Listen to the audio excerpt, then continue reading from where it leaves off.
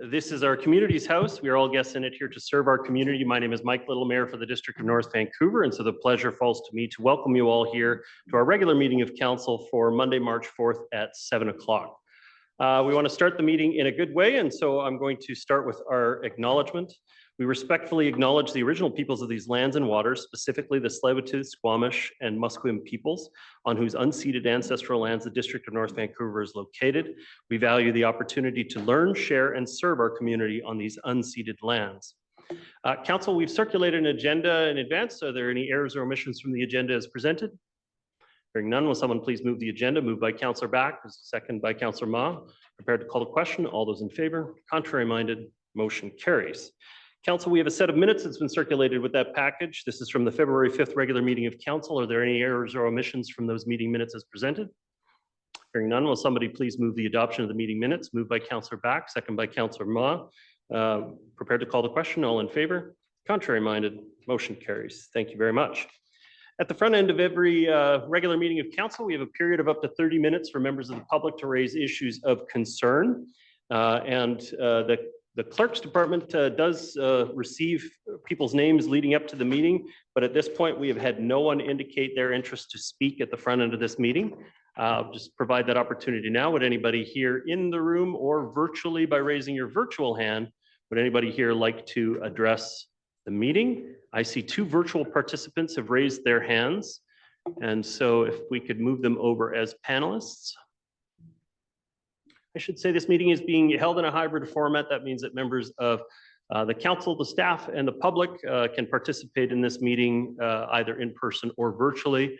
We do have Councillors Forbes and Murray participating in the meeting virtually this evening, so you do have a full council contingent considering matters this evening.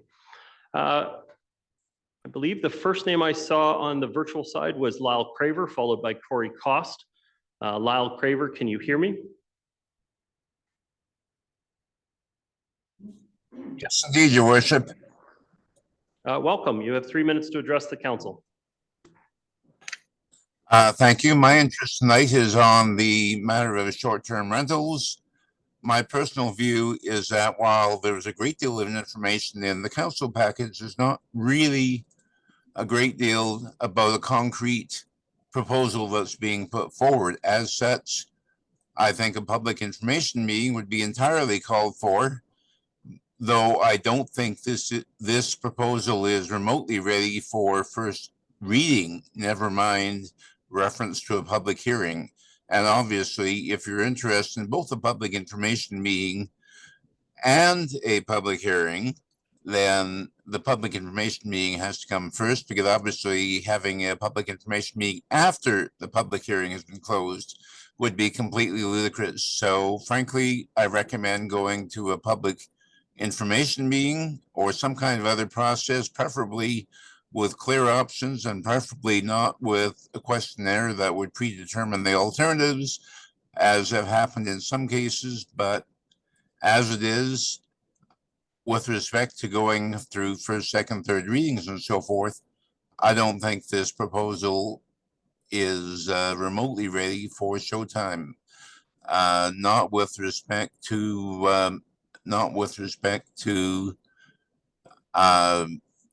short-term rentals, nor on any other proposal related to this subject.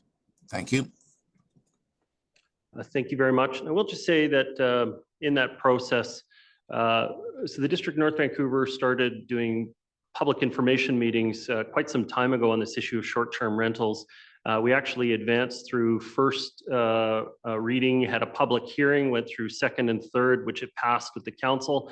But then the provincial government brought in new legislation around short-term rental housing that we believe that the policy that we had taken through the process with a public workshop, with public information meetings, was actually in conflict with what the provincial government had proposed. And so the decision was made to cease that process and then bring forward new regulations that didn't have a direct collision with the provincial regulation. To that end, what's proposed here tonight does reflect sort of a very similar stance to what went through the public hearing process and public information meeting, but then was stopped when the provincial regulation came in. Your point is well taken, Mr. Craver. The next speaker I have is Corey Cost. You're muted, Corey Cost. Okay, thank you. There you go. Good evening. Welcome, I can hear you clearly. You have 3 minutes to address the hearing or the council meeting. Good evening, Your Worship and members of council. My name is Corey Cost, live in 2851 Colwood Drive. And the comments that I make this evening are my personal comments and not of any organization I may belong to.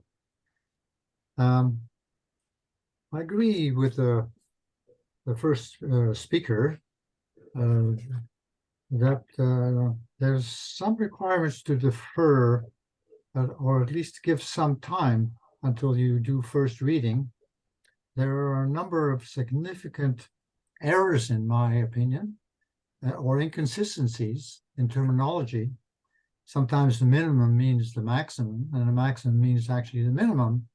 Depends on whose point of view you're talking about. And that clarity, the lack of that clarity is somewhat problematic.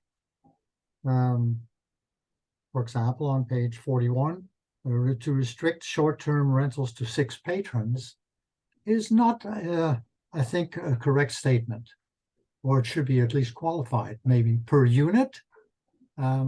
It's unclear whether there could be 12 people on site doing short-term rentals at the same time, or just 6. As far as things like go to the end, penalties, ticketing is $3,000, but the exact same clause, 405C, Part 2B, shown on another page. There it is on page 58, is $500. So there's just too many inconsistencies in the document for me to feel comfortable to address it at a public hearing, unless there's been more clarification about what it means. A person must provide 1 off-street parking spots for each short-term rental. How many short-term rentals are there on the property? I'm sorry. So having read pretty well every line, and my document is filled with highlights and questions, I find that it should be deferred in line with the previous speaker until some of these issues are really clarified. If not, I will do my best to try and address them to council before the public hearing takes place. Thank you. Thank you very much, Corey Cost. Okay, I see no further speakers in person or virtual at this time. Okay, so we're going to carry on with the rest of the agenda. We do have a delegation this evening. We have Joy Hayden joining us and Hollyburn Community Services Society with a special guest. And I'll invite them to come on up and get prepared. Usually take an opportunity to describe what a delegation is in our community. So versus regular public input where it's really just one directional, a delegation provides an opportunity for people to make presentations up to 5 minutes, followed by a Q&A session with council asking clarification questions on the presentation. So it does give us a bit of a longer opportunity to dig into a matter in depth. And so tonight we're welcoming the Hollyburn Community Services Society representatives. So Joy, if I could have you introduce your guest, that would be appreciated. With me is Kevin Evans, and Kevin is our vice chair of our board of directors. Thanks very much, Joy, and thank you, Your Worship and Council, for this opportunity.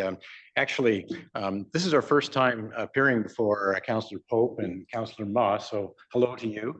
The rest of you are no strangers, I think, to Hollyburn Community Services Society. We've been partners for a very, very long time, and we value that partnership. And that's why we also value the opportunity once a year to come and kind of give you a little one-year checkup. So that's the purpose of our visit today. And I have to say that Hollyburn is a very special place in my heart as a resident of the North Shore. I chose to serve on the board of this organization because I was attracted to its vision, which I believe is shared by this council, which is a safe, caring, and resilient community. Let's take a look now at what's been happening for the last years. Who we serve. We serve people from the ages of 13 to 95 who are experiencing a range of social vulnerabilities and complexities, and there's no shortage of those. Joy? Thank you. Next slide, please. I'm trying to. Okay, it's not moving for me. Oh, there we go.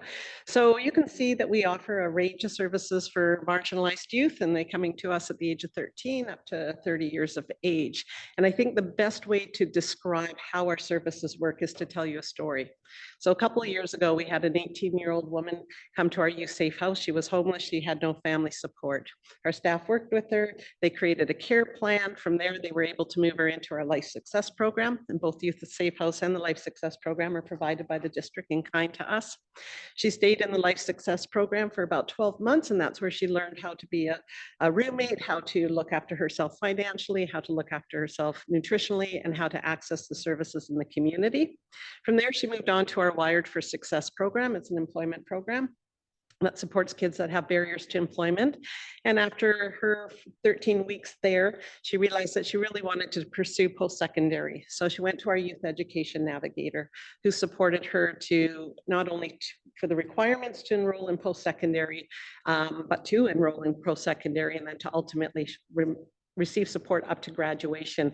And I'm happy to announce that this young woman has just been accepted into medical school.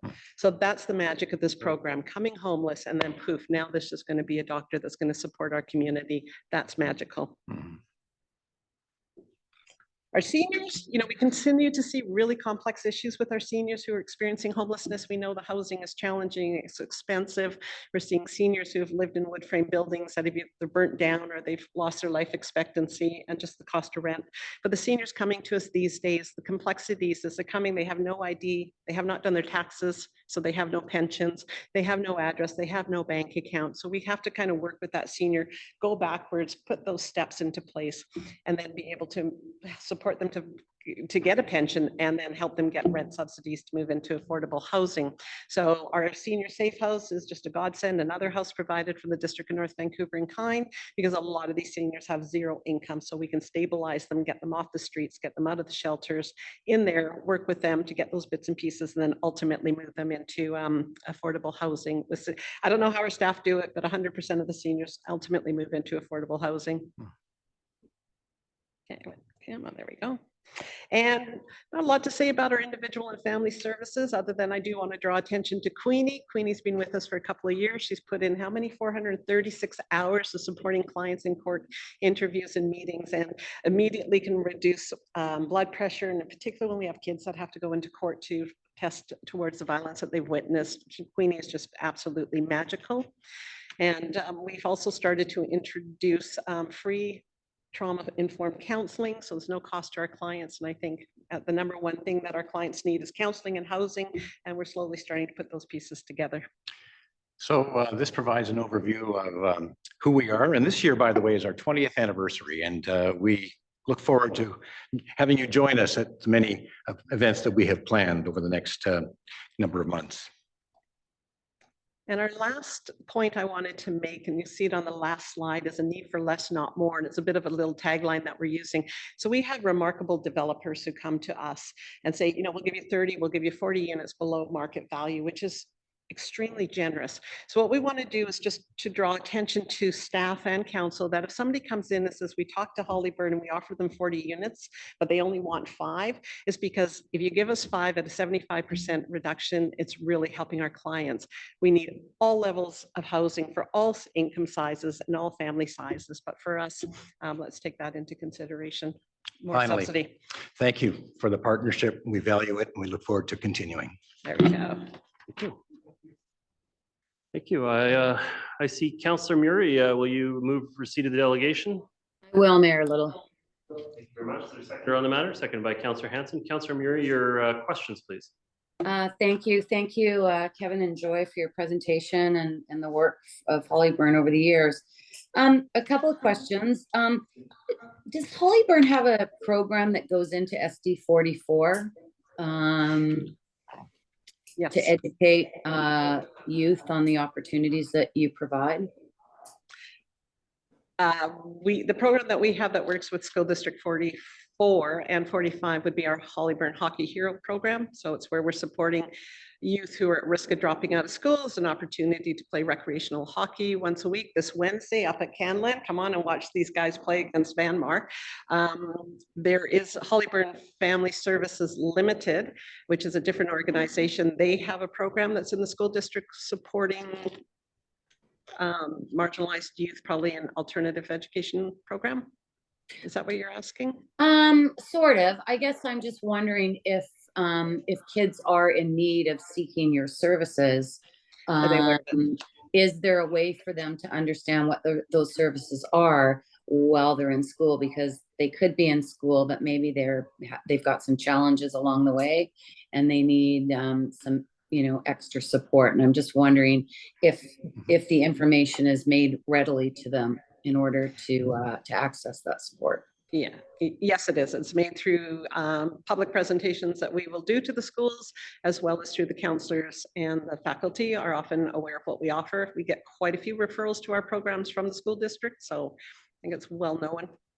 Good. Good question. An address to us seems like such a simple thing, but for those wanting to get a job, it stops them. It's that barrier often, and they could be living in a shelter, very able to work.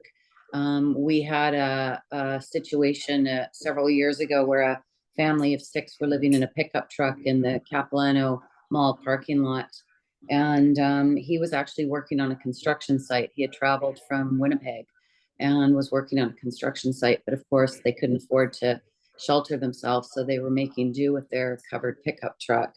And that address, does Hollyburn Family Services provide an address, or could you just elaborate on how you address that situation when it comes up? So usually through the youth safe house or through the senior safe houses, we can use those addresses. Our challenges with the senior, if they haven't done taxes, they can't get their CPP, they can't get their old age security, and they're likely not going to be finding employment anyhow. So we can use that youth safe house to start that the senior safe house to start that as an address until we can move them into their own housing. And then with the youth safe house or the 3 transitional housing programs, those can be used as addresses.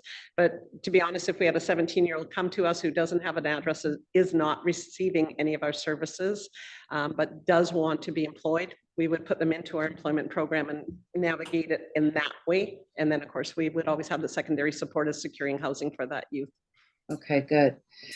Seniors, we were horrified that we've got seniors that are homeless. I never thought that we'd be facing that in a community such as ours, or even in the region. You point out in one of your slides, there's 19. Is that this, or are those stats from last year? Yes, on a previous And fiscal year. that's the total number of seniors you've dealt with, 19? No, we dealt with 235 seniors. 230. 19 were in the senior safe house. Okay. Senior 235 seniors. 235 have received services of some kind, 19 directly through the senior safe house. And that number is growing. That number is always in flux. We've had more seniors in the senior safe house this year than previous, and it really comes down to how long it takes us to find the housing to move them out of the senior safe house. So And how long does it take? 120 days on average. Wow. Wow. Mm-hmm. And sorry, I'm getting feedback on this, on the system, so it's hard for me to hear. Yeah, so that's certainly an issue that we need to continue to work hard to address. And I take your point in regards to the below market. Just I really do appreciate the 75% below market, because that's really actually the reality. You know, I think, you know, the region, the province needs to look at, you know, do people in these very vulnerable places, are they able to, and as you point out, many seniors aren't working or won't go back into the workforce, although I'm sure there's a lot that would go back into the workforce and are in the workforce. You know, we need to work harder at making sure that that housing is sustainable for them, because when we talk about below market, you know, in 4 years you can be back up to market with the increase in rent. And so that's a challenge going forward. Those are my questions, Mayor Little. Thank you for the presentation, and thank you for all your work. Thank you. Very much, Councillor Muir. Councillor Hanson, do you have additional questions? Yeah, thank you very much, Joy and Kevin, for all the good work you've done for your presentation today, but especially for the impact you've had on the community through your services to the community. Just following up on the, you talk about what we're seeing, increasingly complex situation and circumstances. Perhaps you could expand on that a little bit. How are the situations and circumstances becoming more complex, and what do you see as the core drivers of that? Well, in our youth services, what we're seeing is significant numbers of anxiety and depression. We've always, because we do work with marginalized youth, we typically would see that come up, but the percentage is significant. And so when you've got a kid who's experiencing depression or severe anxiety, and you're saying, we need to find you employment because that's the next step in your life, that's the challenging part. And, you know, the Foundry is a partner of ours that we're able to support the youth to, but we don't have enough of counseling services available, which is why we kind of put our arm out a little bit, said, looking for our clients, let's see what we can offer. And it's been making a significant difference. The other thing that we're doing to help the youth with those challenges is physical activity. Get them out for a walk every single day, get them talking, get them doing something physical. It's we talk about our youth services as the 5 R's. You need residents, you need resources, you need relationships, and you need recreation, and all of that to build resiliency. And so that's what we try to do, is those 5 R's. So the one piece in that is the level of anxiety, suicide ideation. 2 staff spent their entire Christmas supporting a young person who was on the verge of suicide in one of our programs, just working them through that. So that's what we're seeing in the complexity. In the seniors, it's a little bit of what I've talked about. Like a few years ago, it wouldn't be unusual for a senior to come in and not have an address or maybe not have a bank account, but to have the majority of the seniors who are accessing our services to be in that situation where they haven't done their taxes. So can you imagine going back? They don't have a social insurance number. They don't remember the last time they did their taxes. They have absolutely no paperwork or backup or identification. So can you imagine how hard that is to go back, working with that senior, getting those bits and pieces together, getting them their CP, doing the taxes, getting their CPP. The banks have been all wonderful in helping us support vulnerable people to get bank accounts and then move them forward. And that can take months and months and months. So what happened is, once upon a time, we'd be managing 40 cases per person. We're now managing 20 because we are not able to let go of the clients within the period of time that we were once upon a time. Like, you know, once they're housed 3 months, we would be able to reduce our services. And now, as soon as we do that, they're back into trouble. So there's the other issue around the complexities that we're witnessing. Thank you. Councillor Murray, did you have additional questions? Your hand is up. You know what? Councillor Hanson just raised a question that I'd like to ask, and I'm not sure if you have comment, but recently the Carlisle program at the Hope Center was closed. The program's been shut down, and I'm wondering if you have any concerns in regards to how that will impact youth mental health and the opportunities to access those beds. Yeah, absolutely. We're going to see ramifications of that.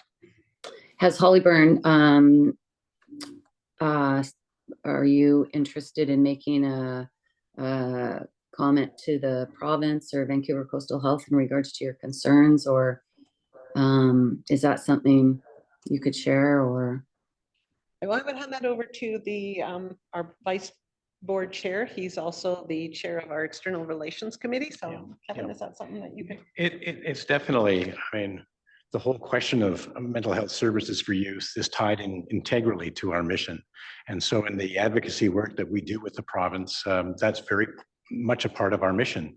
I think it's fair to say that a lot of members of this community are somewhat perplexed by this particular decision and are very interested to hear what services are going to be offered as an alternative. So at this point, we're still gathering information. This is still fairly new, but as Joy said, we're going to feel an impact of that, or more importantly, youth are going to feel an impact of that. Please keep us updated as far as the information that you're gathering and the concerns that you have. It's you would think, and especially with your comments, Joy, in regards to youth mental health, anxiety, suicide rates, you know, all of the stresses that youth are dealing with, you'd think we would be expanding programs like the Carlisle. We would be expanding opportunities like the Foundry, and instead these programs, you know, look like they're, you know, crumbling before our eyes, and it's very concerning. And I hope that, you know, the community begins to put some pressure on the ministry, because I think we need to save these programs at all costs, because it's our kids and our future. Yeah. 100%. I had a question about volunteers. It's a big challenge for a lot of the nonprofit organizations in our community. Are you seeing changes in volunteerism, or what they'll engage in? Is it changing your operations? What's your situation with volunteers? We're one of the few organizations that we don't use a lot of volunteers, Yeah. because absolutely every person that comes through our door is dealing with trauma. And while we've gone the route of using volunteers, we've even used volunteers who were had degrees in counseling. It always goes sideways. And what we know, and this again is why the wraparound services work so well, is we should only have to tell our story once. And what happens if you're dealing with the staff and then we're connecting that person to that volunteer, the story gets repeated, there's curiosity, there's questions, and we can often re-traumatize the individuals that we're trying to support. So sadly, it's not something. We do look at other ways. We have a robust volunteer board of directors. We've used volunteers for event planning and days of caring, but on a steady program, we don't, for those reasons. Okay. All right, Council, I see no further questions at this. Oh, Councillor Pope. Not see my hand up. Oh, I'm sorry. I was looking at the Zoom meeting. Sorry about that. I've got Councillors Pope and Ma. Thank you. Thank you so much, Kevin and Joy, and your team at Hollyburn for all of the incredible work that you do. I feel like our community is blessed that we have such a wonderful organization working here on the North Shore. And we know that the need is so great for all of these services and ever increasing. I can say that I'm acutely aware of this problem with the youth and the anxiety and depression and suicide ideation, and how much that is taking hold of so many teens' lives. And I can say that my family has used Hollyburn services, and I am extremely grateful on a personal level for all of the good work that you do as well. I'm also very, very worried about seniors facing homelessness. We've got dozens of people out of a home at the Travelodge as of May 31st. We've got 6 people just last week at Grouse Woods have learned their house has been sold. I understand one of your safe houses for seniors may be affected. And where are all these seniors, North Shore residents, going to go? We have staff who can produce magic. I don't know how they do it, and it comes down to the partnerships. So partnerships with BC Housing that we can get subsidies to support the seniors. It's an amazing relationship with the Kiwanis, who helps us with housing, Brightside Housing. And that's all we can do is kind of go out there and look at the opportunities. You've heard me speak about this numerous times around our roommate registry. We jokingly call it eHarmony meets the Golden Girls, and it is becoming probably closer to reality because of the need for housing of seniors. And what it is, the seniors living in detached housing by themselves, is there an opportunity to bring a senior who's at housing risk because they're paying more than they can afford, bring them together in compatibility, and then having an organization manage that and mitigate that. And so we've just gone through a 2-year research project with Renewable Cities, where we've gone out and talked to seniors. We've done lots of open houses on this. What does this look like? What are your concerns? And we've often said that we didn't expect a lot of people to go, it works Yeah. for me. Mhm. Pre-COVID, people were really interested in that on a revenue basis. Post-COVID, people were interested on the social, and Mm. that's coming up. And so what we want to do is to open up a conversation with the districts on how we can increase secondary suites in a faster rate. Is there a way that we can create I believe the program's out there where we can do a forgivable loan, because that's where it'll be most successful if we do a separate suite. Right. But if not, can we bring people together and support them to live under one roof and create that happy relationship? Helps our environment, it helps their longevity, it helps their social isolation. There's somebody there in the event of an emergency. And we can run this program for the cost of building one 420 square foot unit. And so we all need to think out of the box on how we can house not only our seniors, but how we can house our young people, because they too are Yeah. just, I'm in a lineup. I'm 18 years old. I'm on my own. Hollyburn will vouch for me that I'm a really good kid, and I'm now going to post-secondary, and I've got money and I can pay rent, but I can't get that landlord to rent to me. So they are not only dealing with a lack of affordability or lack of inventory, they're also dealing Yes. with the biases that are coming. So it's across the board. And so this program is scalable. It can go into a small rural community, and it can also work again with seniors or families who have the space. And so let's hope that we can move that forward, because that So will are help. you hearing the interest on that? Because we're talking about Airbnbs later tonight. Are you hearing the interest on this coming from single-family homeowners who are, no, where is the people that want to share their homes? What are they, what They circumstances? are typically seniors who have lost a partner, so they're living alone. The kids are probably saying, the house is too big, sell it. Mom says, I've been here 45 years. All my memories are here. I can't give up my garden. And so we actually have families, like the children phoning and saying, is that program operational? It would be perfect for my mother. So that's an example of who it is. We know that we have seniors who are asset rich but cash poor. Yeah, And so they know that they have that space or they have that secondary suite, but they don't want to be the landlord. right. But if I can hand that over to an organization with a good reputation, then maybe I would open that up. And then the ones that are of interest are looking again for the socialization. They're looking for some level of housing stability. There's always going to be barriers in this program. We recognize that, and Renewable Cities has been able to really tease that out and articulate what those are and how we can possibly counter them. But if we could even find 10% of seniors in detached housing that would be willing to do this, we've just housed a whole lot of seniors, right? Okay, well, you're making me feel somewhat hopeful, because I feel despair when I look at, I don't think you can feel despair. I think that you do what you do as an amazing mayor and council. I mean, your support of us is remarkable. We have 86 units in a beautiful building just down the road that we get phone calls every day saying, how do I get on that list? It's just like, you're premature, but we can help you here.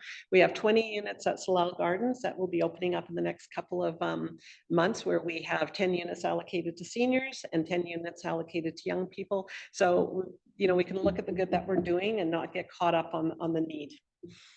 So okay, one but step at let's a not time, we're gonna mislead get there. anybody. The Keith Road is not going to be built for several years.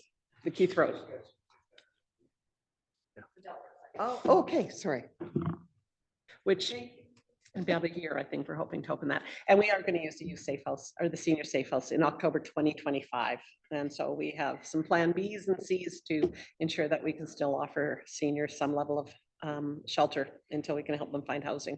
So hopefully we can keep that agreement. Looking at the staff, I believe it's October 2025 where the lease will end due to Okay, thank you. renewal in that community. Thank you, Councillor Pope. Next, I have Councillors Ma and Back. Councillor Ma. Thank you, Joy and Kevin, for the presentation, and congrats on your 20th anniversary. I am familiar with Hollyburn, especially on the housing side from a previous role that I had. I note that your organization has formed a separate housing society. And just last week, as you mentioned, we were at an event at 600 West Queens Road.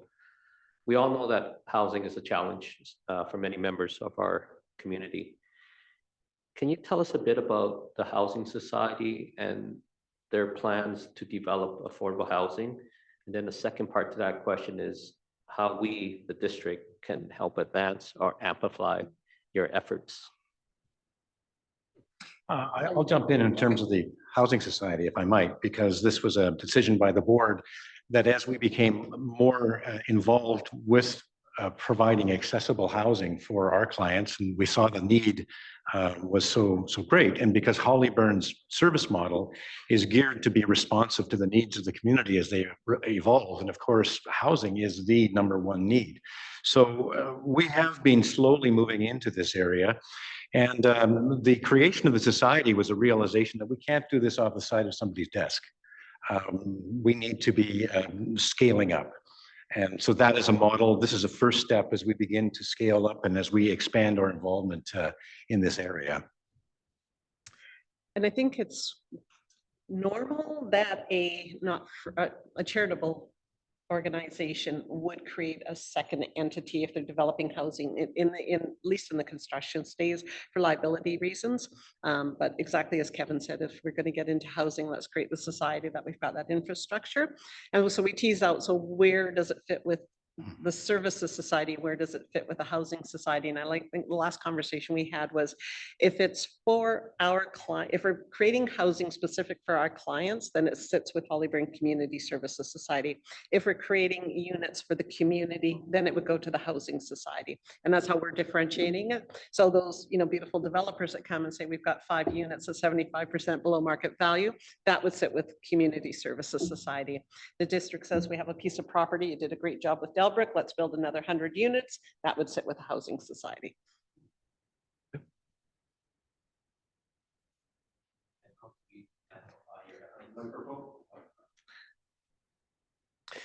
And how can we, as a district, amplify your efforts? I think just keep us in the loop on what you're doing, and if you feel there's a fit for us, and I think there was a request for proposals that came out, we were interested, but I think the feedback that we received back was a good proposal, but let's get Delbrick looked after, and 100% respect that. And so let us get Delbrick built, let's get Delbrick filled, let's show Delbrick as the model that it can be and it will be. And then if new opportunities come up and we're ready for it, then let's sit down and have those conversations, or let's be aware of any new calls for proposals that may come out, and just continue to provide the support. I mean, you've provided us with 5 houses. We have 3 transitional houses for youth. We have a senior safe house and we have a youth safe house. And that makes more difference. We will be collecting our data over the 20 years that we've been around, but I think through that youth safe house that we've had now for 17, 18 years, we have housed literally thousands and thousands of homeless youth. We're putting them through medical school. We're getting them employed. We're doing all the things that we need to do. And you are a critical partner in that. We couldn't have done that without you, and we can't do that without you. So let's just keep talking, and if somebody has a crazy idea, we're the organization to call, because we're going to say, let's look at that. How can we make that happen? I think the one thing that Hollyburn can do, and we do it well, is let's figure out how we can make that happen.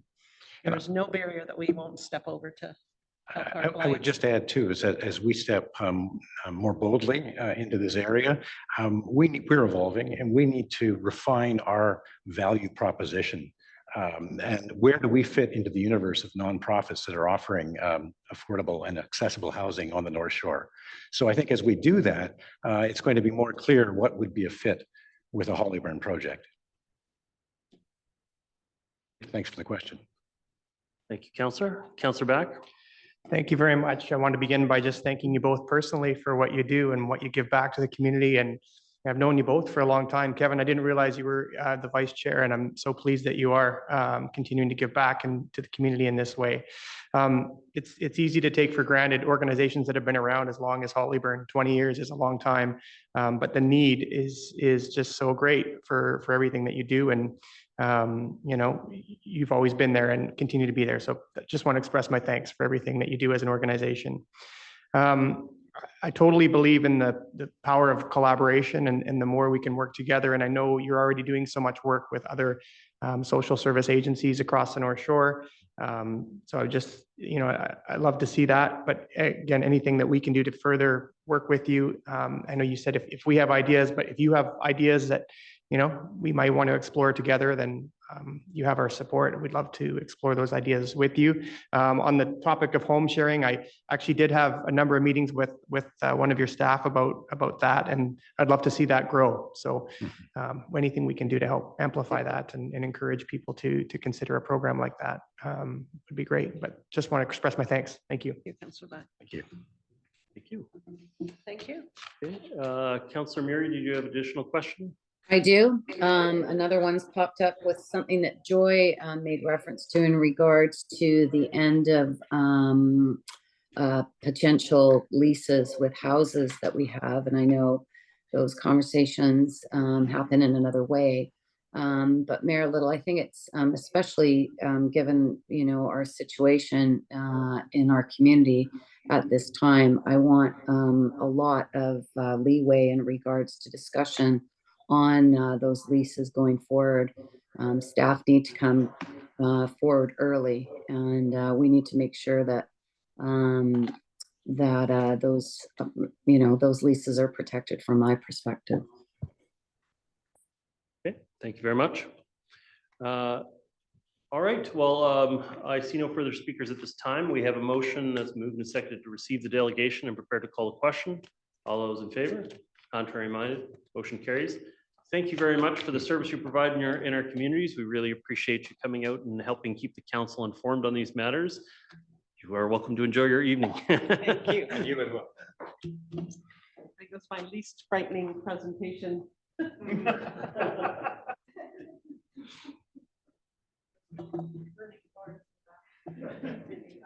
you.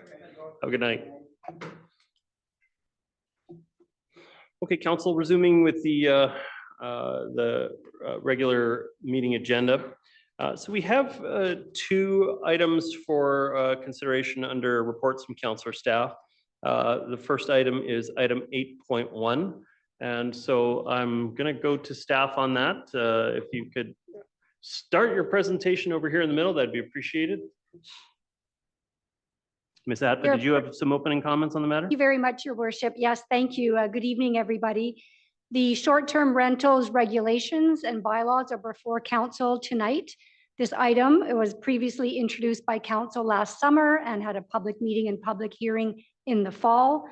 New bylaws, however, are prepared for council's consideration in light of the province's legislation that came in just shortly after the public hearing in October. The key elements of the proposed framework are the same in the sense of requiring a principal residence requirement and allowing short-term rentals in all housing types. However, this new bylaw has stronger definitions and more detail. And I would like to note that on table today, council received a revised zoning bylaw amendment, which has a small but important change to the length of time for a short-term rental. There's a handout on each. It's the paper copy above, underneath, excuse me, Your Worship, underneath Councillor Ma, your computer. So I'd just like to point out that the time frame circulated in our emails as well. Thank you very much. Yes, the time frame for a short-term rental is for a period not to exceed 28 days. This was inadvertently omitted from this bylaw, but was part of the framework from last fall. So thank you for accommodating this on table today. Holly Adams will do a short overview of the short-term rental regulations. When she is done, she'll return with your permission to the side table so that Mr. Milburn, Mr.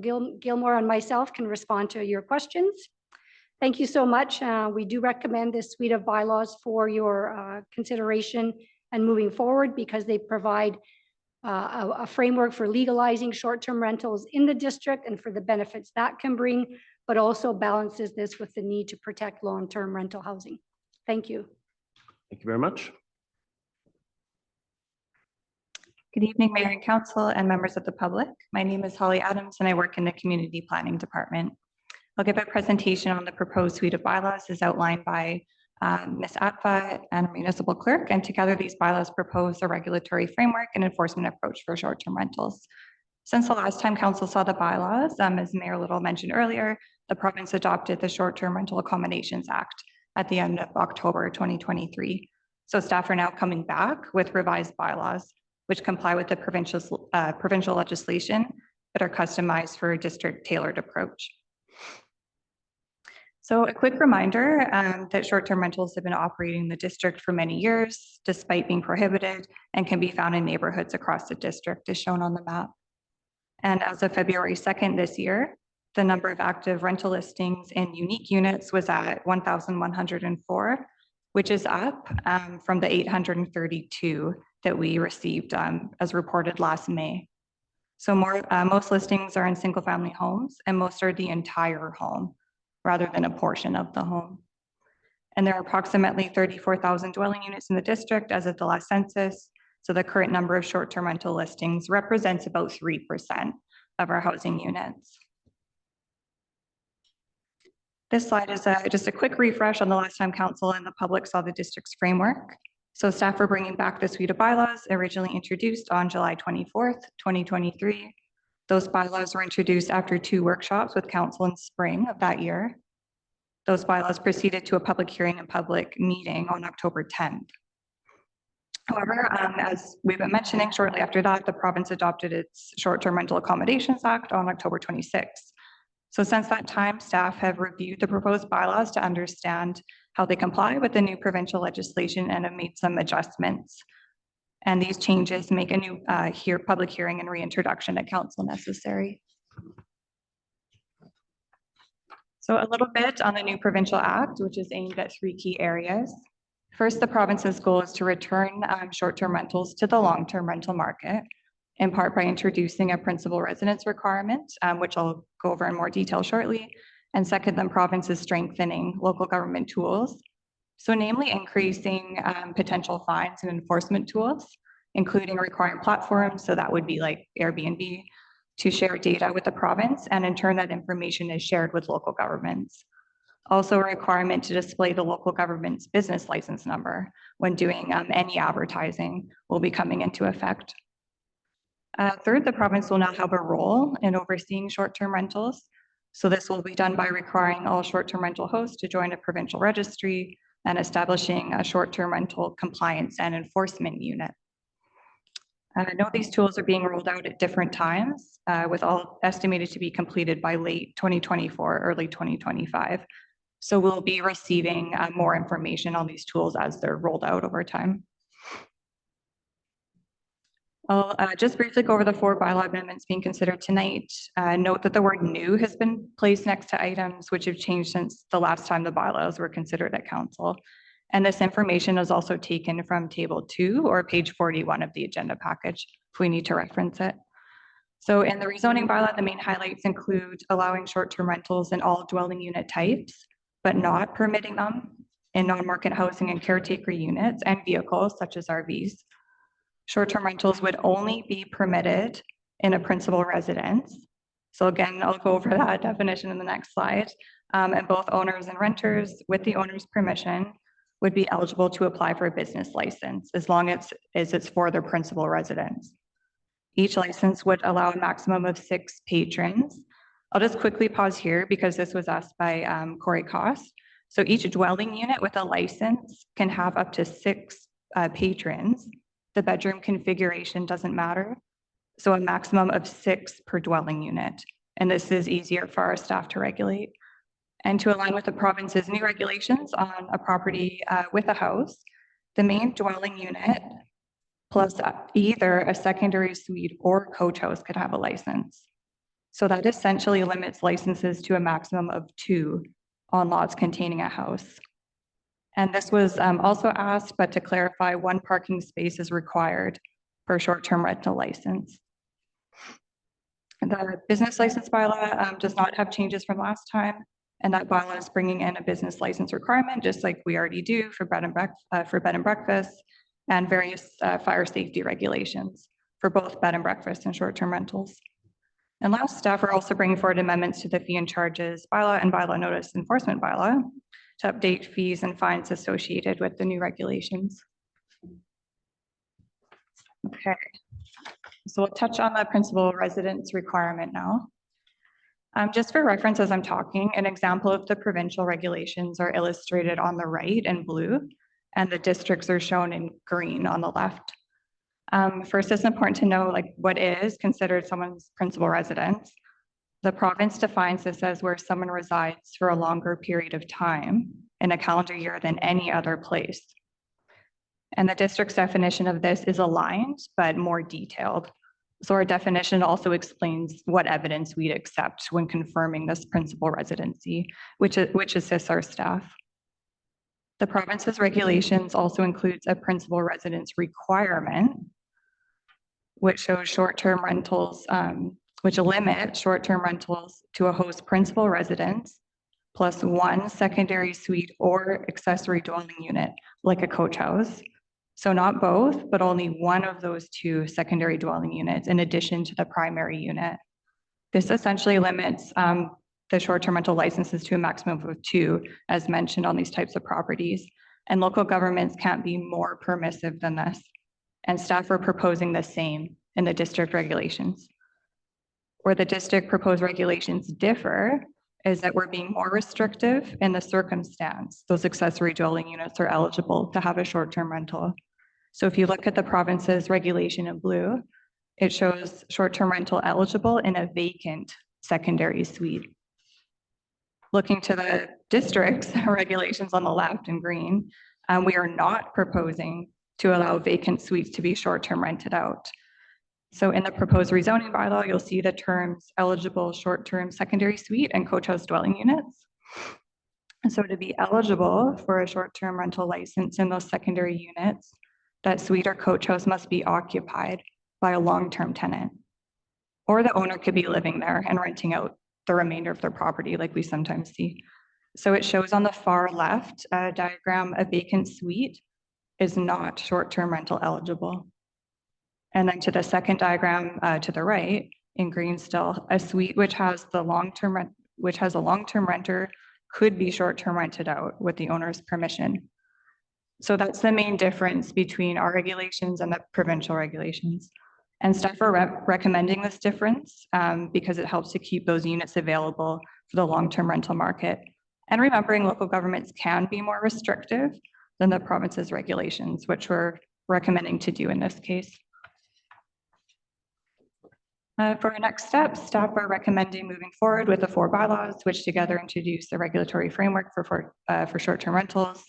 And should the proposed changes be approved, staff will focus efforts through 2024 on educating residents and operators about the new regulations leading into the 2025 business licensing season, when all operators will be expected to be licensed and an active enforcement approach could be brought into effect at that time.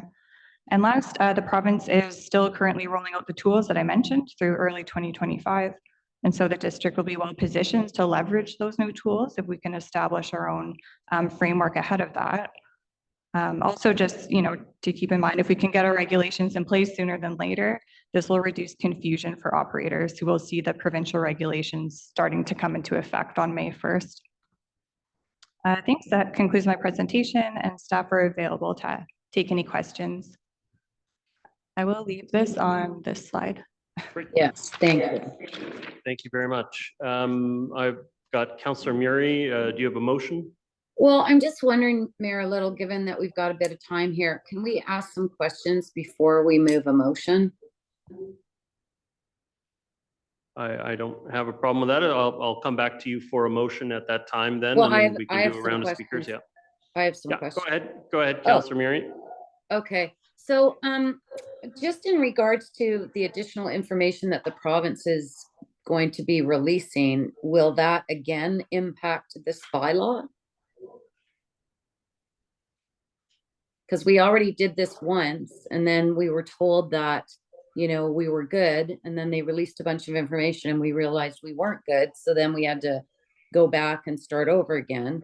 And now I'm hearing staff say that there's going to be more information released. And I'm just wondering, when we're going to wait for all of the information prior to trying to build a bylaw. A response from staff? Thank you very much, Your Worship, through to Councillor Murray. Thank you for the question.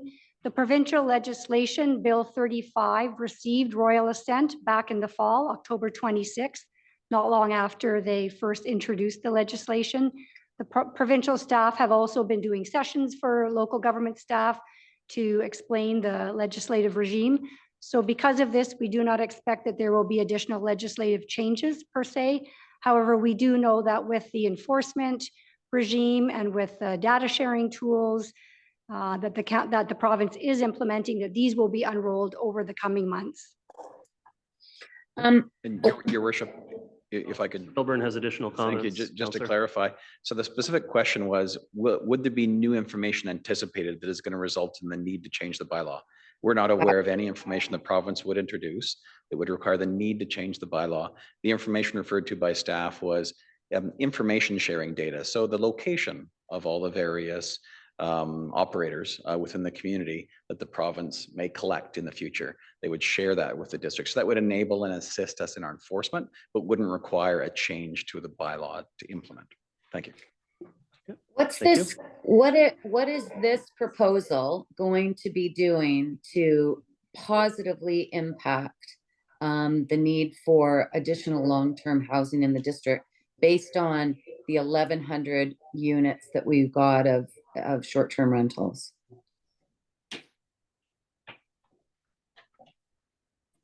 Mr. Milburn? Sure.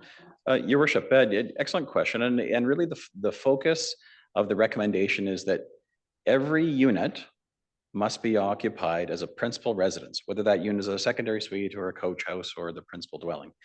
And if it's a principal residence first, so it's either occupied by an owner or occupied by a long-term tenant, then there is the opportunity to possibly have a short-term rental if the operation complies with the regulations recommended.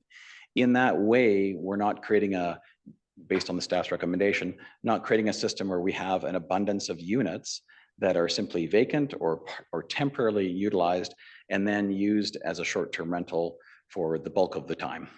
And the intent is that really that's a secondary objective in the community, is achieving tourism accommodation. The principal objective that staff's recommendation is based on is really the heart of that principal residency requirement, that there be a long-term tenant or an owner in each unit first. Thank you. So I mean, I'm just trying to look at the holes here and where they are. So theoretically, you could have an owner of a house, have a child or a friend rent the basement suite, and that person allows the basement suite to be used as a short-term rental. Is that correct? We could do that. That's a scenario. How do we enforce that it truly is going to be just somebody living in the suite going on holidays for a couple of weeks and they rent out the basement suite for a short-term rental? How are we going to enforce that that's truly what's happening and not the opposite, which would be, well, we'll just keep renting it out short-term until somebody complains? I mean, staff said it at the beginning of this presentation. We've had a bylaw against short-term rentals for years, and it's only ever been enforced on complaint. So what makes us think that we're going to be able to enforce a scenario such as this to open up the ability for more housing in our community? Assuming that because they won't have a business license, they'll be much easier to spot. Mr. Milburn? That's correct. Council will recall from the previous workshop that staff indicated it has historically been very difficult to determine where these businesses are located on an individual site-by-site basis. We've hired various data scrapers, they call it. These are essentially professional staff that try to draw information off the websites. But websites for online platforms typically obscure the specific address and location. And this makes it quite difficult, almost requiring an investigative approach to determine where each business occurs. That was the past. In the future, the province has essentially created an imposition in law for the operators of online platforms to share information with the province about where all of these operators are conducting their business. And that the province has then indicated that that information will be shared with municipalities so that we can cross-reference that information against our business license records and verify the specific location and specific operator, and then pursue enforcement as needed. And the province has also provided additional tools around increases in fines and fees, as well as an enforcement assistance unit. So they will have staff that will be there to assist local governments to try to address these matters. The final thought is that we've also, been monitoring the jurisdictions such as Vancouver, which have applied the approach that we're recommending through these bylaws, and how successful they have been at their various enforcement actions. And we find that the definitions proposed in this bylaw are based on the successful application of various enforcement tools. And we look for evidence that somebody is occupying that as a principal residence. The evidence is described in the definition. And the recommendation is to a business licensing system so that we can charge fees for these operators and use those fees towards staffing and resources to have people in place to proactively enforce with the good information the province says they will be providing to us. Thank you. Because the province is applying these regulations across the province, not just in the District of North Vancouver. That's going to have to be some significant level of staff members to be able to enforce something like this, given the numbers of short-term units out there. I'm just wondering, Mayor Little, you've commented in regards to the changes to single family and the issues of parking.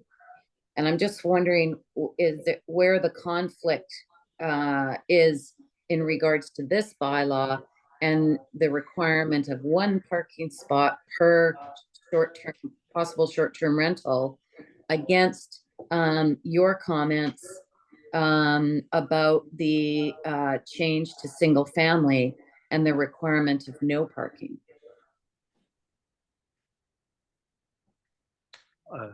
Mr. Milburn, do you have a During comment on that? Your Worship, we'll have more information brought to council in the coming weeks and months and the public about small scale multifamily housing. The province has introduced a different parking standard for 6-unit small scale multifamily housing. And that standard is less than the districts. They've also presented some policy guidance on how to apply that, and we'll be coming back with council on advice. But that's a very specific circumstance of 6-unit small scale multifamily housing, and there'll be a fairly small number of those types of units in the community generally compared to single family and 4-unit small scale multifamily housing. So we'll have more advice on that in particular. The reference to this particular condition is based, of course, on the current rules approved by council. And if we have to make modifications and tweaks to that in order to achieve the provincial and council's objectives for infill, we'll make those modifications at that time and provide that advice and recommendation. Thank you. Thank you, Mayor Little. Thank you. I've got a speaking list going. So Councillor Hanson, you're next, followed by Councillor Pope. Yeah, thank you very much.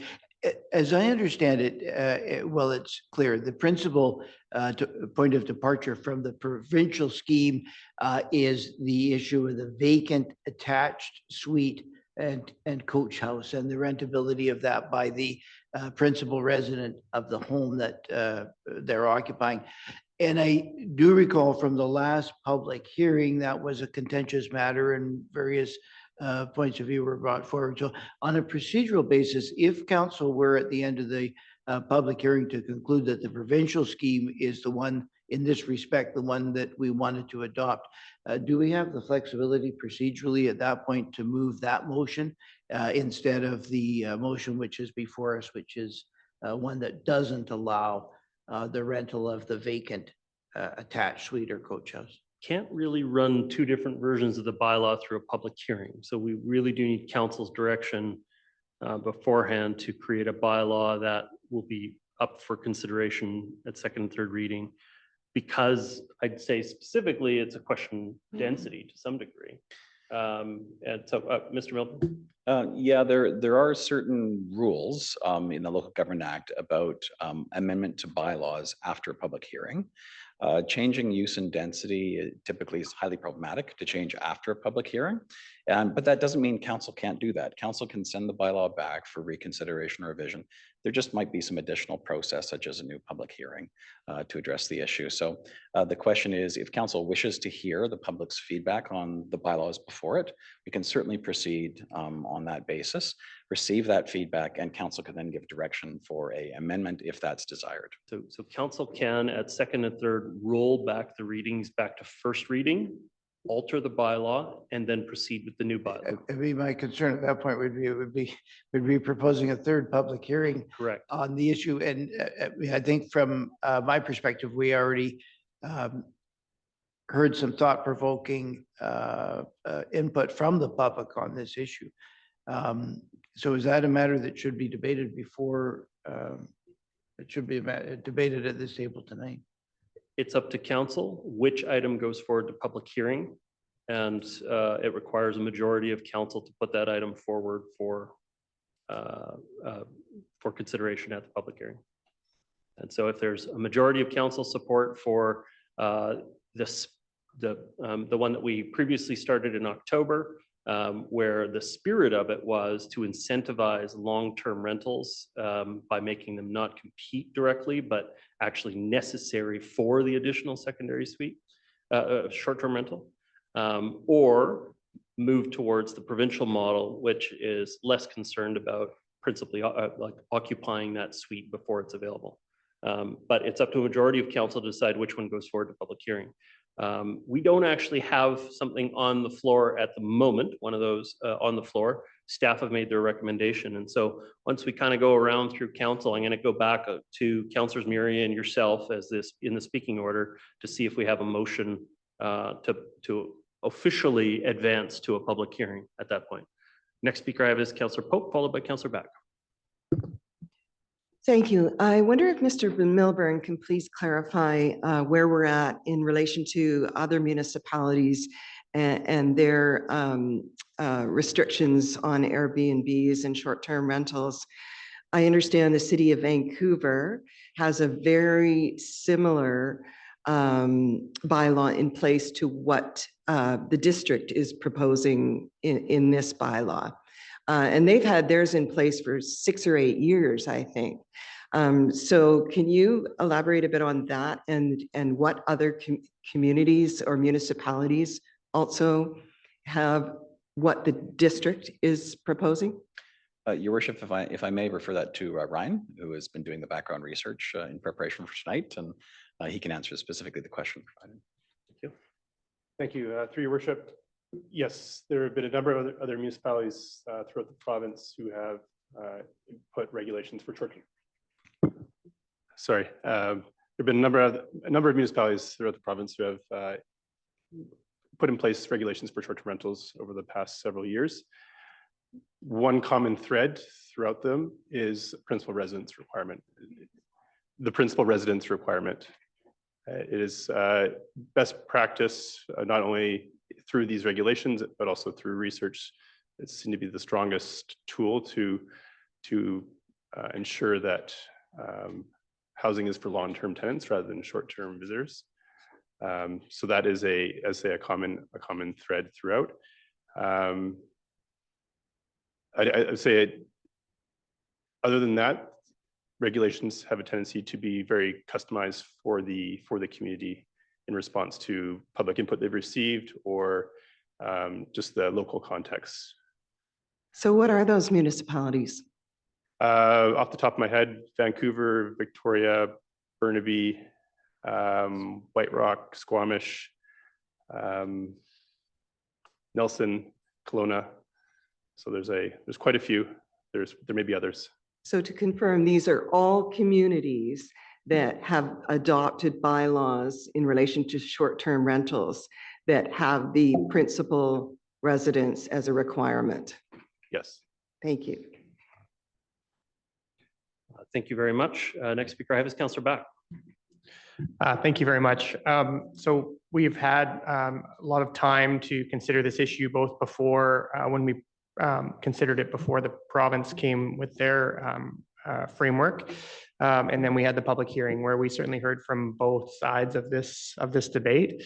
And so I'm struggling to support the staff recommendation as it is currently. I do believe that there should be a principal residence requirement. But I think by going a step further as is being recommended, I think it's going a little bit too far. You know, we heard from people during the public hearing who said that, you know, there's various reasons for why they may want to rent out a suite that's in their home.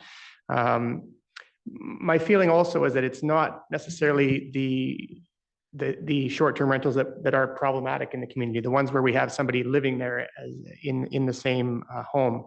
It's the places that are being rented out, you know, where the whole home is being rented out, or it's a condo building where it's just strictly being used for short-term rental, that type of thing. I also know that just like every other community, there's a real shortage of hotel rooms, and that short-term rental has played a role in that. So that's where I still find myself just kind of struggling with being as restrictive as being proposed. Totally recognizing that we're in a housing crisis and that we need long-term rental stock, and that secondary suites are the largest supply rental housing that we have in the district. So it's a challenging one, but I'm still feeling like this is too restrictive in that sense. Okay, thank you. Okay, Councillor Ma. So we're looking at asking questions as opposed to making a general statement on our position, I guess. Yeah, I'm still counting your time, but yeah. Well, as Councillor Murray knows, I never use my time, right, Councillor Murray? Okay, here goes. Thank you to staff for preparing the report, especially in a very dynamic legislative environment about this new housing initiative from the provincial government. We all know that housing affordability is clearly an issue in our community. And I think the provincial regulations regarding short-term rentals will help create some more stock by addressing the speculators and the companies who purchase homes or condos for the sole purpose of renting them as short-term rentals. I think the government's approach is reasonable. I generally support the objectives of the legislation and some of the rules around the district bylaw, but I think the proposed bylaw in terms of the principal residence does go a little too far. One question that I have is we have some stats on the number of listings for short-term rentals. Do we have any stats on long-term rentals and how they've changed over the last couple of years? Specifically to not purpose-built rental, long-term rentals, but single-family home, long-term rentals. Thank you for that clarification. Yes. Okay. I have the numbers off the top of my head for purposeful rentals because we've increased them more than doubled. However, but that's not who we're going no, after, right? and I'm not sure if the staff have at their disposal right now. They'd probably be prepared at the public hearing when that comes to respond to the information. There is a Metro Vancouver data housing book that comes out on a regular basis and includes information from the census. And every 5 years, the census, we collect information or the federal government collects information, Statistics Canada, which identifies the numbers of rental units, both by primary rental, but also owned units that are rented.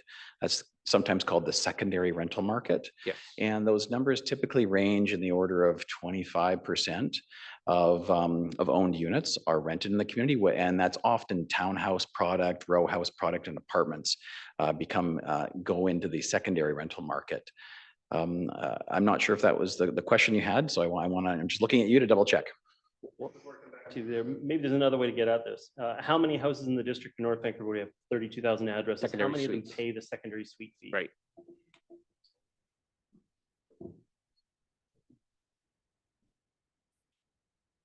Right, approximately 6,600. 6,600.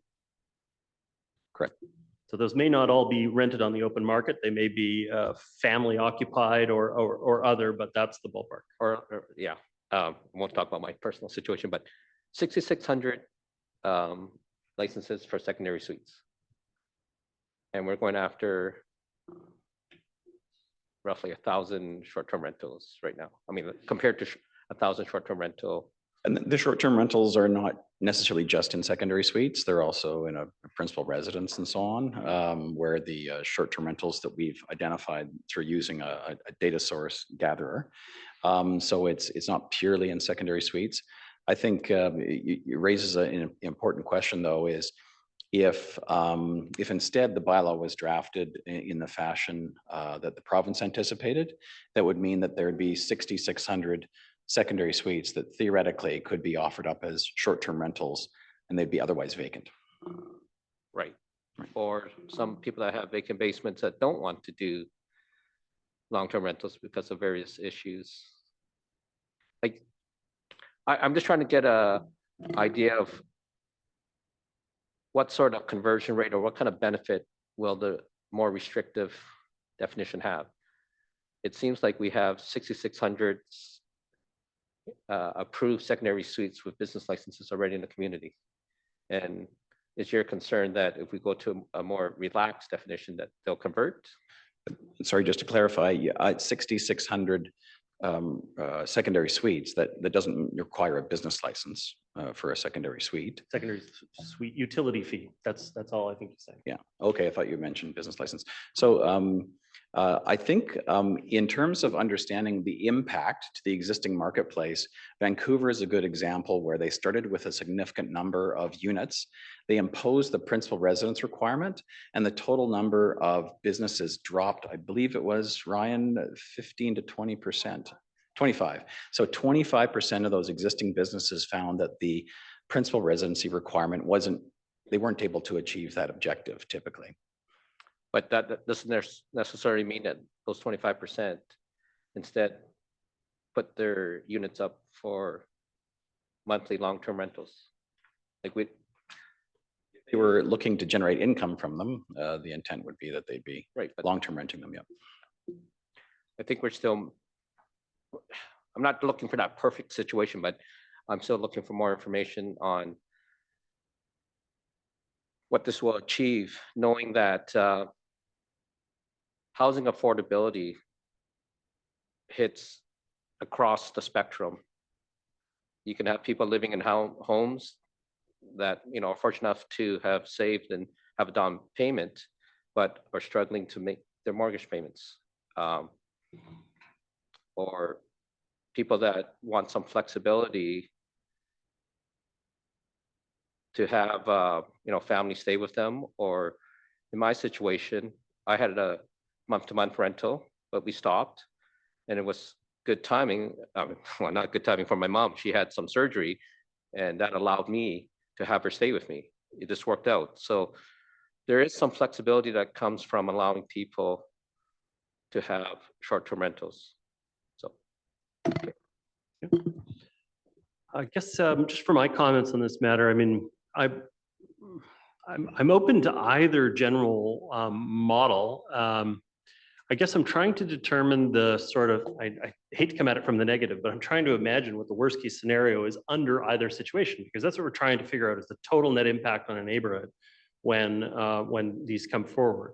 We don't want to see situations where businesses are occupying them, turning them over all the time, constantly, where there's a constant disruption in the neighborhood. Kind of wanted to see this be hopefully welcomed in the community. And so I'm trying to figure out what the worst case scenario is. What I read from example number 3 is that under the new provincial regulations, you can only have the principal residence plus 1 secondary suite. So the largest exposure would be 2 rentals at one time, short-term rentals at one time. But you could additionally, under the 4 SMMU regulation, you could additionally have 2 other spaces within dwelling units within the house. Or is this now a totally new calculus and each dwelling unit has its own set of regulations? Your worship, in the future world of small scale multifamily housing, it's essentially if the existing single family home is torn down and rebuilt as a 4-plex, that's essentially a multifamily building. and would follow the same rules as any other multifamily building, where staff with council's direction are recommending allowing a short-term rental in each unit, provided each unit is its own principal residence. So under that scenario, if it's built properly as a fourplex, you could see up to 4 short-term rentals taking place in there, so long as the units are principally occupied for the bulk of the time. That's right. The small scale multifamily housing does not in any way circumvent the BC Building Code requirements for conversion of a building to a proper multifamily housing development. So I just thought it was useful to clarify. You know, I'm the new bills, 44 in particular, 44, 46, and 47, but 44 in particular, are such a substantive change to how municipalities function as land use managers that I'm having a hard time prioritizing or putting this into that context. I mean, you could have a neighborhood that is single family in character, all of a sudden have up to 4 times as much density into it. And therefore, the amount of short-term rentals and the imposition of short-term rentals in that area may be really nothing compared to the actual density impact that the regulations are going to have on it. Versus the time before we had 44, 46, and 47, it would have been quite substantive. So I guess I'm open to us going to the new provincial regulation if that's proposed, recognizing that we are intentionally, to some degree, removing a minor positive to long-term renting in one aspect, because there's still additional units that could be occupied by long-term renters. So I'm having a hard time squaring that circle, because under either scenario, we're offering a significant advantage to the current long-term rental stock. I think I'm looking forward to the conversation as the council moves forward. I could probably end up in either camp, but I think that, you know, it probably makes more sense for us to come closer in line with the provincial regulation for now and see how it impacts us, and then decide if we want to change it in future. So that's where I tend to fall. Look forward to the rest of council's comments. I have councillors Murray, Pope, and Hanson. Councillor Murray, your comments. Yeah, I think this is, you know, I think there's a lot of information that we don't have, and we're looking at the Vancouver model, but you know, Vancouver is very different from us. You know, they operate under a charter for starters, but they also have you know, a significant commercial core and significant hotel rooms that the district does not have. In fact, we're looking at reducing our affordable hotel rooms with potential rezonings on Capilano Road. It's the only hotels that we have left, and we're, you know, that are truly affordable. And we're looking at the consideration of demolishing them to make way for much more expensive hotel rooms. So, you know, this again is something that we are considering, council is considering in isolation, because, you know, compared to staff, we have very little information to go on. You guys do this every day, and we're trying to figure it out in an hour. And certainly based on, I understand why Councillor Back's struggling. I think we're all struggling a little bit with this one, because we have already theoretically been through a public hearing, and we've heard the comments of the community. We're up against, as Mayor Little points out, the significant change in single family without really knowing the full impact that it's going to have, up against trying to create more housing for people, because we need more affordable housing. I mean, I can't help go to the examples in Victoria with the micro suites that the province is not allowing to exist under Airbnb, that would never be used. Or, you know, I mean, I just don't understand why those small number of suites couldn't be left in the pool for Airbnbs, because really from a livability perspective, they're so small. Why wouldn't we look at other forms of housing that's more conducive to long-term and protect those, given that it's one of the most, densely populated tourist attractions, Victoria, in the province. So I hate to say this, but these kinds of bylaws, given what we had gone through, I feel like we're in a workshop right now trying to hash this out and understanding the implications of going in a specific direction. I guess I don't really disagree with the mayor that we could go with the provincial regulations and then see what happens. But, the whole point of this from the very beginning was to open up more housing for people. And why wouldn't everybody just, if we could go, can we share the screen of those three? We can go back to that. Your Yeah, time has passed. No, I know, but I guess why wouldn't everybody just, rent out their secondary suite? We're saying if it's vacant, you can't rent it out for a short term. I mean, I guess I need to understand what the impacts are to more housing under the province's regulations. I get the ones that staff are presenting based on Vancouver's experience, but what's the difference between, the impact to more housing with not allowing a secondary suite to be rented out if it's vacant versus the province saying, yeah, it can be rented out if it's vacant? How many people actually have 3 units on their property? Not many. Okay. Thank you, Councillor. I've got Councillors Pope and Hanson. Councillor Pope. Thank you very much. And thank you to staff for this updated report. Look, when people started Airbnb-ing their basement suites and investment properties, no one knew that we would be facing the housing crisis that we're in today. We have 1,100 unauthorized short-term rentals in the district. Can you imagine the impact on the housing crisis in the district if, say, maybe just a third or less, say 300 of those places became long-term rentals? I'm here to say it would literally transform the lives of hundreds of people in our community. Now, I've heard people say during that public hearing that they will never take in a long-term renter because of anticipated problems. But the truth is, people are so desperate for housing right now that landlords can pick and choose only the top applicants with good jobs and outstanding references out of a list of 100 or more lined up outside their door to rent. So I'm not buying that, not at all.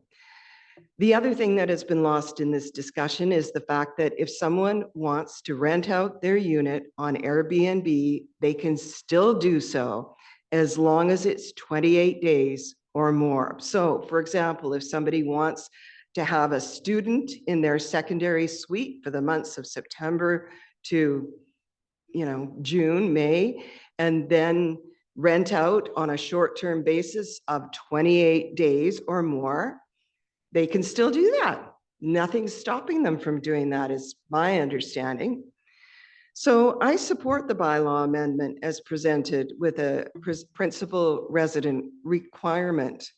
We also just heard about all the communities that are leading the way on this. Vancouver, Burnaby, Kelowna, Squamish already have this bylaw or one very similar to it in place.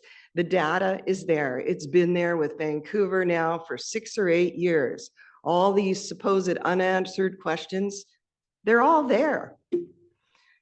We are in a housing crisis, and we just heard earlier tonight about how concerned every person on this council is about seniors becoming homeless. Well, look, many seniors could move into those basement suites that are currently being Airbnb'd out. And that's the bottom line, folks. Like, we need to create more housing for people in our community that desperately need it. And this is one way of doing it. Thank you. Okay. Thank you. And yeah, I am trying to provide a little more flexibility to speak over the time a little bit. I know we really don't have other substantive items on the discussion tonight. I hope you'll permit me. Councillor Hanson, you're next up. Yeah, thank you very much. We seem to have moved on to the substantive matter. I would support the provincial scheme. I'm sensitive to the comments in the last public hearing. My views essentially align with Councillor Back. And if there is a motion to be made, on my part, it would be, if I get the opportunity to do so, it would be the provincial scheme. I'm comfortable with the principal resident definition, but I think there are policy reasons that justify the provincial scheme, and I'll leave it at that. So what I would have to recommend, and I'm going to come to Councillor Murray for a motion in just a moment, but what I have to recommend is that either we, and it's up to you, Councillor Murray, either you're putting forward the staff recommended motion that's on the floor, or alternatively, we're referring the matter back to staff to make the changes necessary to have it be more in line with the provincial regulations. I don't think we can wordsmith it enough tonight here to make the provincial regulations fit. And so my recommendation is either the staff recommendation or referral back to staff to reform the bylaw in line with the provincial regulation. Councillor Murray, do you have a motion? Well, if we were to refer it back to understand more as to how the bylaw would be refined to reflect the provincial regulations, would we not be able to have a separate discussion to understand the numbers and how this is going to impact the district? I think, staff has sort of some vague numbers. We've all asked for how this will impact those numbers. The issue of hotel rooms on the North Shore, et cetera. And we just don't seem to have that information available. And quite frankly, I do not like having that information available at hearings. I would rather have that information available now, because this is when sort of the rubber hits the road as to whether we're going into a public hearing or not. And I don't want to waste time when we have all sorts of questions. We did that with the last issue in regards to, what was that issue? It was secondary suites. So I don't like waiting to a hearing for us to begin understanding the implications. That is never my recommendation. I always recommend that you send your questions into staff as early as you possibly can on the matter. But to chart out what that would look like is you'd refer the matter back to staff. Staff would then make the changes. They would put it on the council's agenda again with the changes.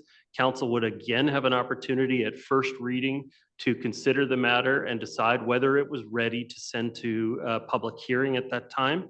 And then obviously we would have questions and answers all the way up through that public hearing process until the matter returns for second and third. So, and ultimately, it's not a rush, but there are opportunities for council to still input questions, but those questions can start coming in tomorrow. They don't have to wait in any way for a formal process. I understand, Mayor Little, but my point is that we bounce questions off one another in this forum, in this place at the table. And I think a lot of us bring up questions that trigger other questions. And so, oftentimes I think we get a better understanding when we're all together having this discussion rather than just coming up with questions ourselves. But my question now would be, if we did refer this back for staff to present or to amend for the provincial regulations, we could ultimately next time around go in either directions based on that information, correct?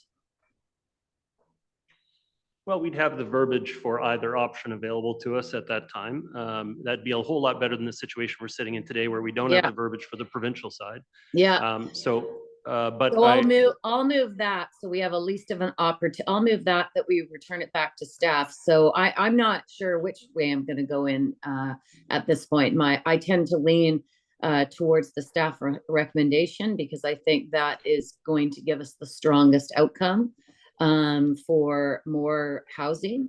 But I just don't feel like I have all the information in regard to the provincial and what that impact is going to do. And I think that information needs to come forward earlier. So I'll move that we send this back to staff to complete the verbiage on the provincial regulations, and we'll have another discussion.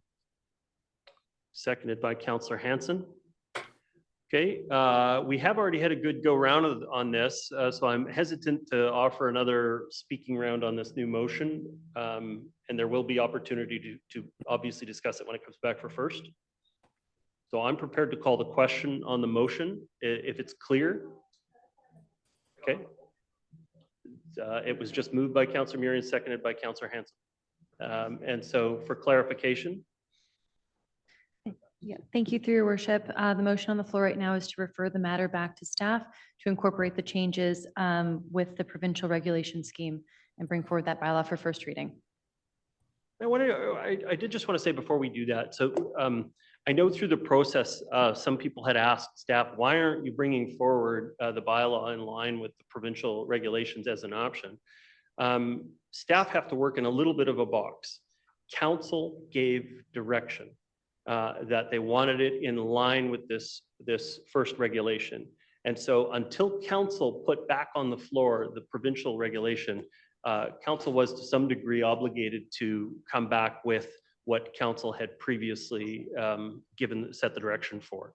And so this now does free up the staff to come forward with an option that aligns more closely with the provincial regulations. Mr. Stewart? Your worship, and what I take from this resolution is council is saying, what is the real difference between the staff recommendation and the provincial recommendation? And that's not clear. And I think what we need to have is a discussion on the differences between the two at the end of the day. And yeah, we're more able to do that with this resolution. And you know, we don't take this as a repudiation of the work that we've done. We understand this is a very complex matter, and there's lots of nuances to it. And so this will allow us to actually comment on the practical differences between the staff recommendations and the provincial recommendations, and whether council is comfortable with moving forward with the provincial recommendations, understanding that we may revise those a year or two from now based on the results. yes. Mayor Little. Thank you very much, Mr. Stewart. I've got another hand first. I've got Councillor Forbes. Thank you, Your Worship. A couple of things. I think we're all struggling. I'm struggling, and I'm not comfortable without having some more information. If we go the way that's just been suggested, I would like to see if staff reworks this bylaw so that we can compare it. And I'd also like to see some of the analytical stuff done by staff and presented to council so that we're not trying to do it in our heads at a council meeting. So I would want to make sure that's a more complete report with the analysis between the two also included. And the other question I do have, though, is I know the presentation is that it's better that we get this straightened out sooner rather than later, but what's the actual deadline for getting this in place? Mr. Milburn, do we have collisions in our existing non-existent permitting process with the provincial requirements? Through your worship, thank you very much for the question. While the provincial regulations will come into effect in May 1st, that does not mean short-term rentals are legal across the province. It's still reliant on local government to install their own regulations. So there could be a little bit of confusion, however, in the community with provincial regulations requirements around principal residency, one unit, one principal unit, plus another one that could be vacant.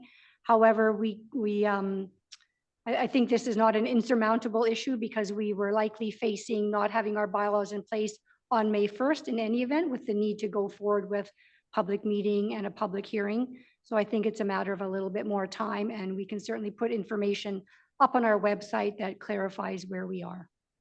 Well, then if we're not under a specific crunch here, then I would rather better understand this information, and I think the public would probably like to better understand it before we actually start deciding which one we're moving forward to a public hearing. So I'm not sure what side I'm going to come down on. I see pros and cons to both sides, but I really would like that reworked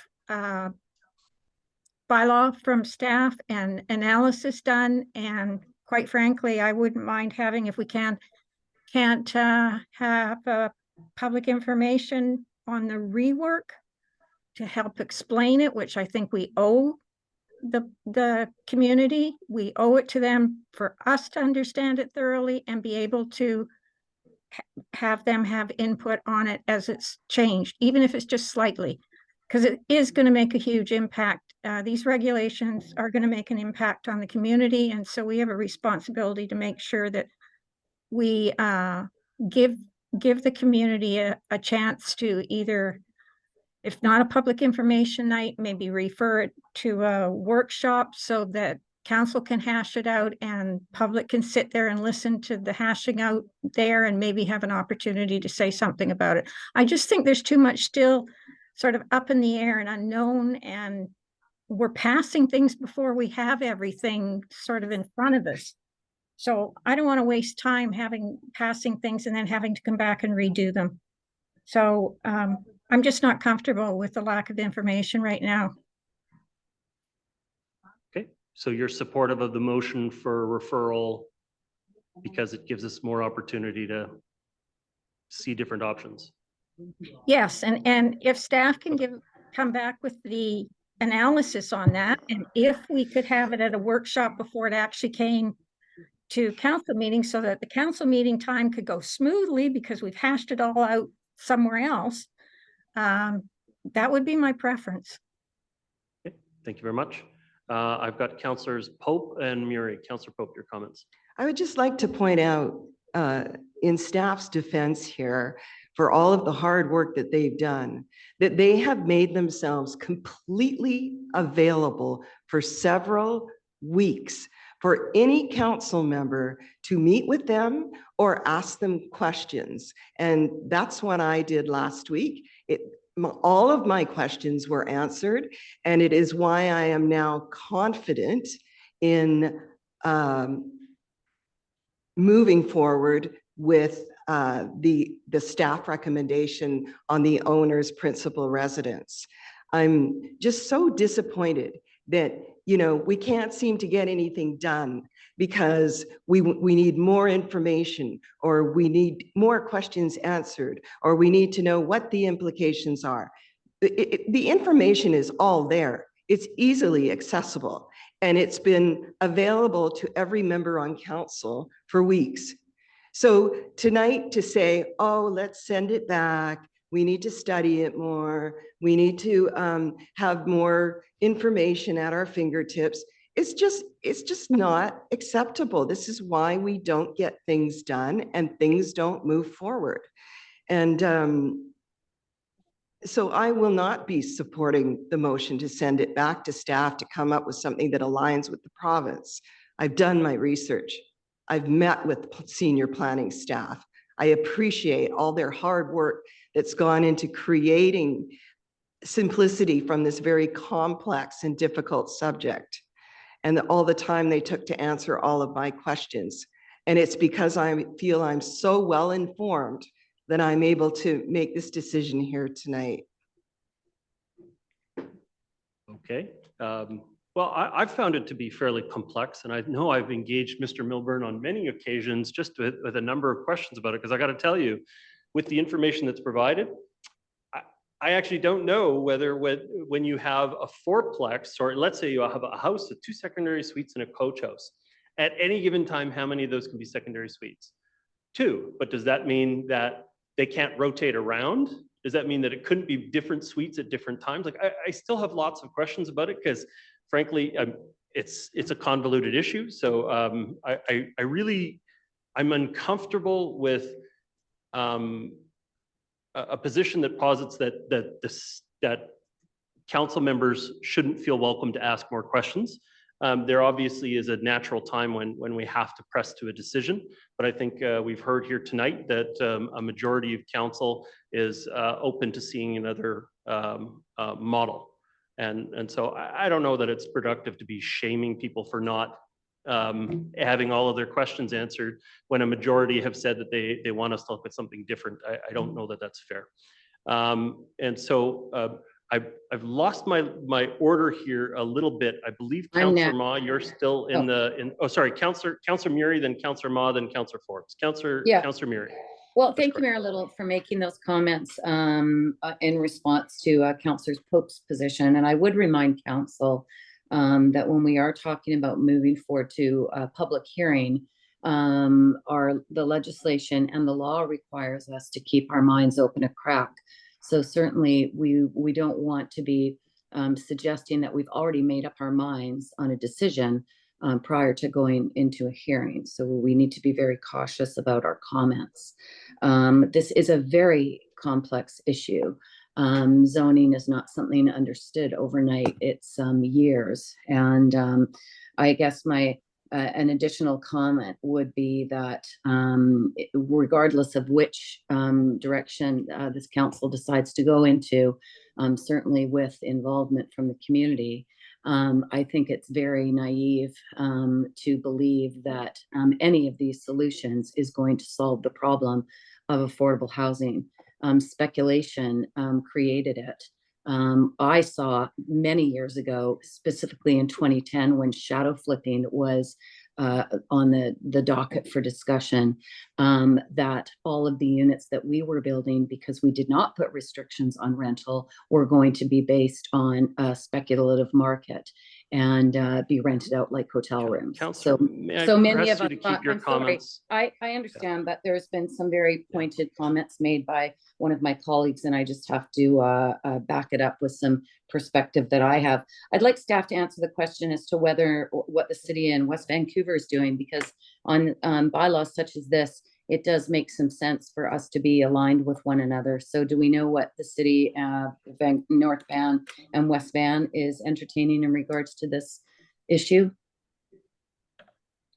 Thank you very much, Your Worship, through to Councillor. We do know that the District of West Vancouver does not permit short-term regulations and short-term rental, my apologies.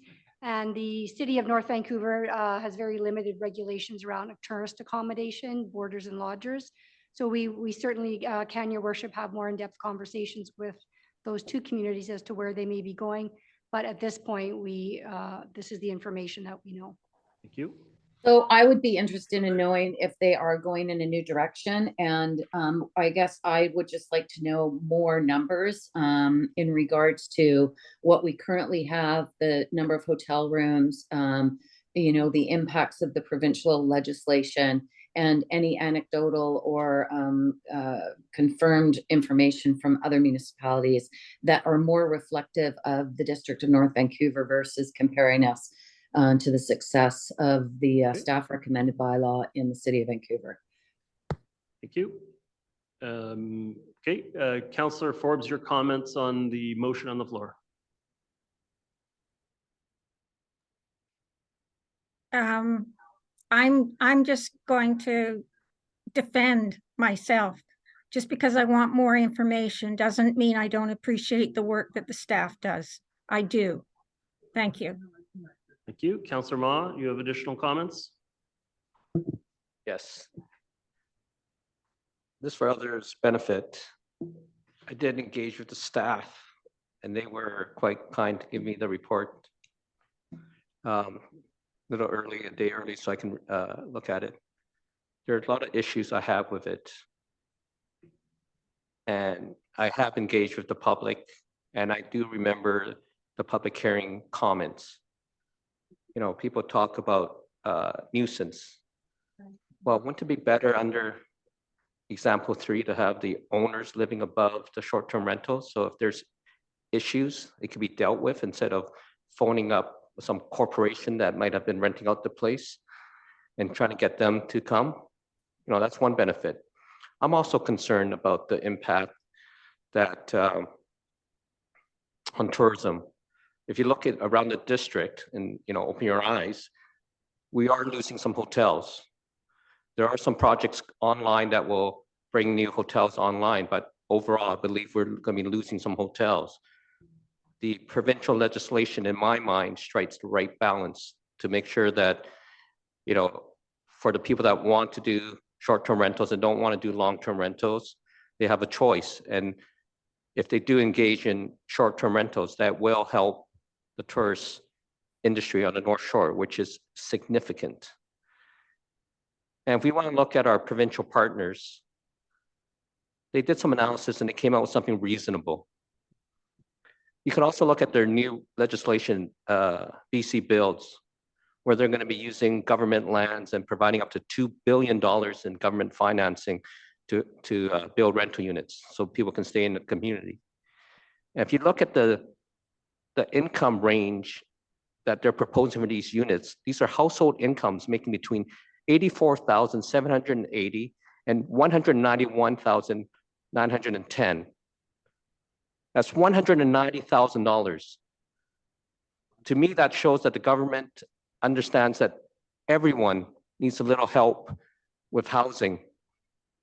Even the people that own houses in this economic climate are struggling to pay their payments. So, we've done our homework. We've talked to people. So for me, if this motion, the original motion was on the floor, I could not support it. I will support the new motion that's on now. Thank you. Okay, thank you very much. I see no further speakers. I'm prepared to call the question on the motion. All those in favor? Contrary minded?